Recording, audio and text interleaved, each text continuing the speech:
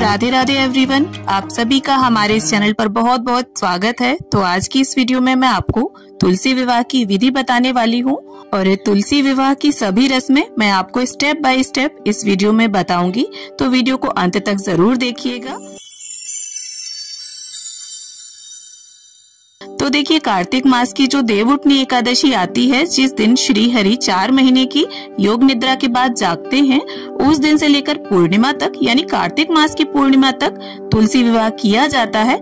इन 5 दिनों में आप किसी भी दिन ये विवाह करा सकते हैं। तो देखिए, तुलसी जी का विवाह भगवान विष्णु के स्वरूप शालिग्राम जी के साथ किया जाता है, या फिर आप भगवान विष्णु के साथ भी ये विवाह संपन्न करा सकते हैं। और ये देखिए, तुलसी जी का विवाह अगर हम कराते हैं तो हमारे लिए बहुत सौभाग्य की बात होती है। और तुलसी विवाह की इस पवित्र विधि को आप बिना ब्राह्मण को घर पर बुलाए स्वयं से भी बड़ी आसानी से कर सकते हैं। तो देखिए, यहाँ पर मैं खुले में कर रही हूँ, छत पर ही मेरी तुलसी मैया है और छत पर ही मैं ये विधि करूंगी। तो देखिए, जगह को थोड़ा साफ सुथरा सा कर लेंगे जहाँ पर भी आप ये विवाह संपन्न कराने वाले हैं। और एक गंगा जल के छींटे मारकर यहाँ पर लाल मिट्टी यानी गेरू से मैंने लीप लिया है। अगर आपको गाय का गोबर मिल जाता है तो आप उससे लीप ले, और अगर गाय का गोबर, लाल मिट्टी ये उपलब्ध ना हो तो आप हल्दी से भी लीप सकते हैं, पर जगह को लीप कर थोड़ा पवित्र जरूर कर लें। और इसके बाद मैं यहाँ पर अष्टदल कमल बना रही हूँ। आपको चौक जरूर पूरना है। और देखिए, चौक जो है वो आटे और हल्दी से ही पूरा जाता है। और यहाँ पर अगर आप चाहें तो रंगोली भी बना सकते हैं। और साथ ही यहाँ पर मैं स्वास्तिक बना लूंगी, क्योंकि कोई भी शुभ और मांगलिक कार्य अगर हम करते हैं तो स्वास्तिक का चिन्ह हमें जरूर बनाना चाहिए। और ये देखिए, 4 महीने की योग निद्रा के बाद जब हमारे श्री हरि विष्णु जागते हैं देवउठनी एकादशी के दिन, तो उसी दिन से सारे शुभ और मांगलिक कार्य शुरू हो जाते हैं। और जब तक भगवान विष्णु योग निद्रा में रहते हैं 4 महीने की, तब तक कोई भी शुभ और मांगलिक कार्य नहीं किए जाते। तो यहाँ पर मैंने अष्टदल कमल और स्वास्तिक को बना लिया है। और अष्टदल कमल के ऊपर अब हम अपनी तुलसी मैया के गमले को स्थापित कर देंगे। आप देख सकते हैं यहाँ पर मेरे पास रामा तुलसी है। और तुलसी जी आप देखिए, रामा ले या श्यामा ले, कोई भी ले सकते हैं, पर बहुत ज्यादा नन्हा पौधा, बहुत छोटा पौधा आपको नहीं लेना है। और ना ही बहुत ज्यादा पुरानी तुलसी मैया होनी चाहिए। बीच की जो तुलसी होती है, जिनमें मंजरी आ रही होती है, वो तुलसी जी हमें लेनी है। और इसके साथ ही देखिए, विवाह के लिए लाल रंग जो है वो बहुत ही शुभ माना जाता है। तो यहाँ पर लाल रंग की हम चुनरिया उड़ा देंगे तुलसी मैया को। अब इसके बाद हमें एक चौकी या पटा लेना है और स्वास्तिक के ऊपर उसे हम स्थापित कर लेंगे। और देखिए, भगवान विष्णु का, शालिग्राम जी का पीला रंग जो है वो पसंदीदा रंग होता है। तो यहाँ पर उनका पसंदीदा पीला रंग का वस्त्र हमने बिछा दिया है।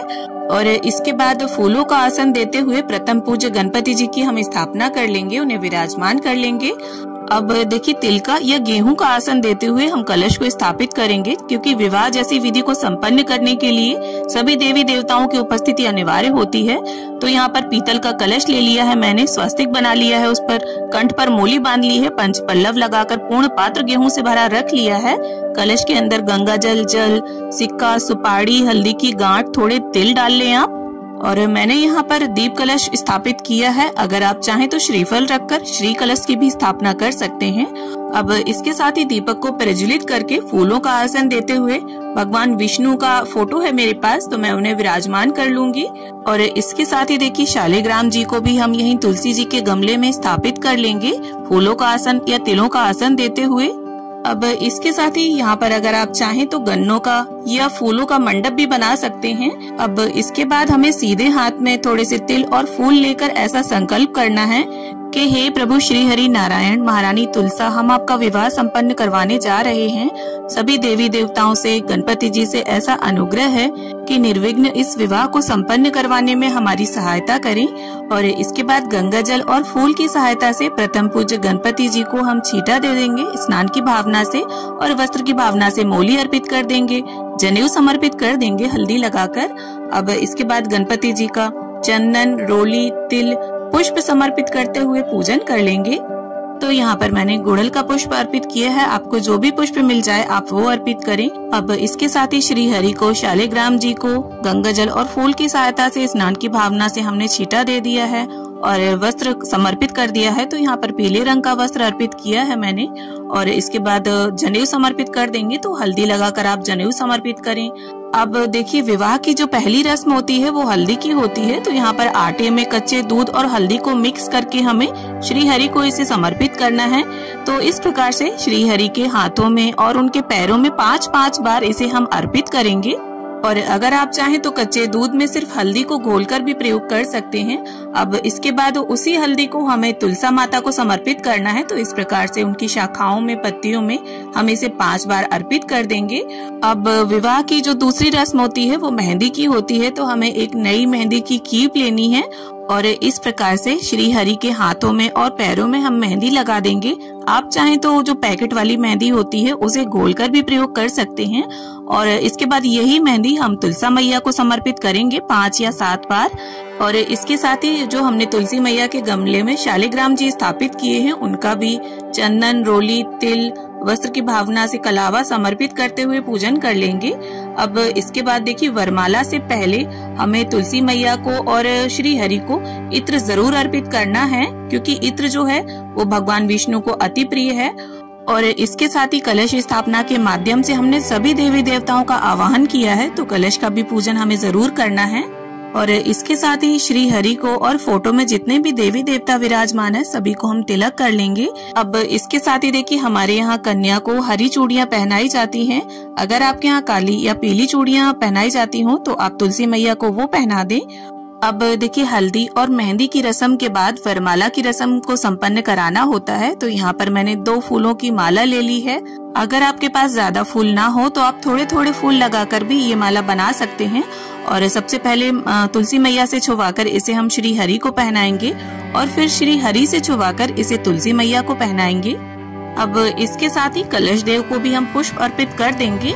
अब इसके बाद जो रस्म होती है वो गठबंधन की होती है। तो यहाँ पर 2 कलावे के टुकड़े लिए हैं मैंने और इन दोनों टुकड़ों में हमें गांठ लगा लेनी है और सीधे हाथ में एक हल्दी की गांठ, सिक्का और थोड़े से तेल रखकर अब हम गठबंधन की विधि को संपन्न कर लेंगे। और गठबंधन का जो भी मंत्र आता हो आपको, आप उसका उच्चारण करके इस विधि को संपन्न कर सकते हैं। और यहाँ पर अगर आप चाहें तो जो हमने श्री हरि को वस्त्र उड़ाया है उससे भी गठबंधन कर सकते हैं। अब इसके साथ ही तुलसी मैया को यहाँ पर कुछ श्रृंगार का सामान हम समर्पित कर देंगे। तो यहाँ पर देखिए, मैंने चांदी के बिछुए लिए हैं। आप चांदी की जगह पर कांसे के बिछुए भी ले सकते हैं। कांसे के जो बिछुए होते हैं वो बहुत ही शुभ माने जाते हैं। तो इस प्रकार से हम बिछुए समर्पित कर देंगे तुलसी मैया को और सभी श्रृंगार की सामग्री को इस तरह से तुलसी मैया को छुवाकर यहीं समीप रख देंगे।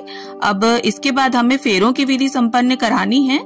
तो यहाँ पर हमें एक जटा वाला नारियल लेना है, उसके ऊपर कलावा लपेटकर 3 फेरे देखिए कन्या के होते हैं और 4 फेरे वर के होते हैं। तो इस तरह से 7 फेरों की हम विधि को संपन्न करा देंगे। अगर आपका तुलसी गमला छोटा है तो आप हाथ में तुलसी गमले को लेकर भी इस विधि को संपन्न करा सकते हैं। अब फेरों की रस्म संपन्न होने के बाद आती है मांग भराई की रस्म। तो यहाँ पर एक नया सिंदूरा लिया है मैंने, चांदी का सिक्का ले लिया है।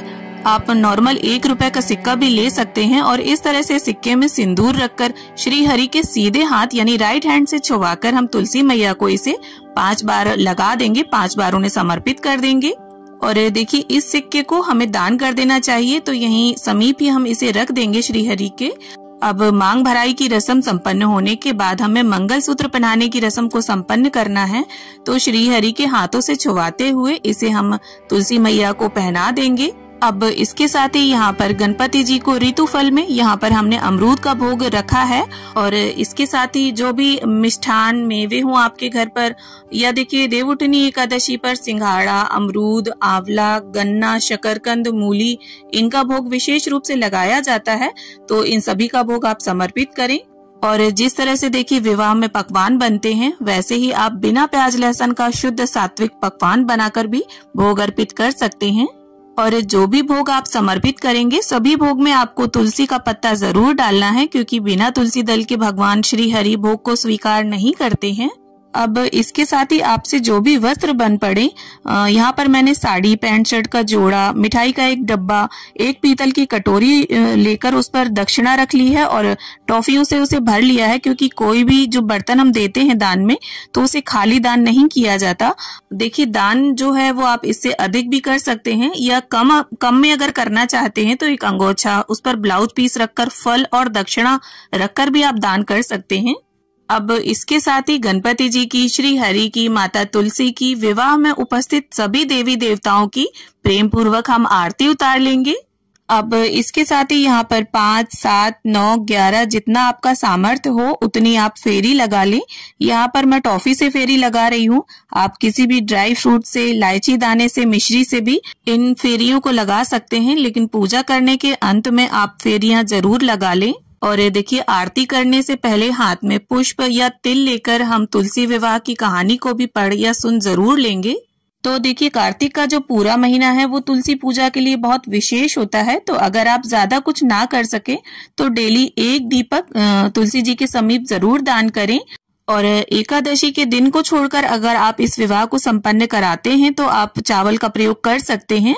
अब इसके साथ ही 3 बार चौकी के आसपास जल घुमाते हुए हम पूजा का आचमन कर लेंगे और हाथ जोड़कर भगवान श्री हरि से, माता तुलसी से ऐसी प्रार्थना कर लेंगे कि हे प्रभु, जाने अनजाने अगर इस विवाह को संपन्न कराने में हमसे कोई त्रुटि, कोई भूल हो गई हो तो कृपा करके हमें क्षमा करें। तो इस प्रकार से तुलसी विवाह की ये विधि संपन्न होती है। मुझे पूरी उम्मीद है आप सभी को तुलसी विवाह पूजा विधि का ये वीडियो जरूर पसंद आया होगा।